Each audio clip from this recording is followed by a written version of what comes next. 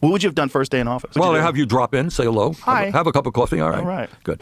And then I think we declare something like our healthcare system as an emergency and figure out ways that we can do what every other major country on earth does, and that is guarantee healthcare to all people. So one of the things you do is say, okay, we need tens of thousands of more doctors and hundreds of thousands of more nurses and dentists and so forth and so on. And we need more plumbers, by the way, too. It's so frustrating that we need so many more doctors, and we need dentists, and we need nurses, and we need plumbers. 500,000. We're going to have a lack of 500,000 plumbers in the next 2 years. That's the estimate. And we need more HVAC techs, and we need more mechanics, and we need more welders, and we need more. These are all service jobs. And, Trump is so focused on factories. And I get it. You want to expand jobs, that's fine. But that's going to take like a decade to implement. And that's if technology doesn't kill those jobs through like massive automation. But I feel like if Trump was actually being honest and he actually truly did want to bring jobs back to America, he would do both at the same time. He would say, we want to bring factory jobs back to America in the long run because it might take us like a decade. But right now, we're going to focus on getting you into a trade. We're going to make it so it's free to go to a trade school, especially since a lot of young men went out for Trump. So now, like, you can raise a family on a plumber job, maybe even single income. So why aren't we pushing these service jobs, which our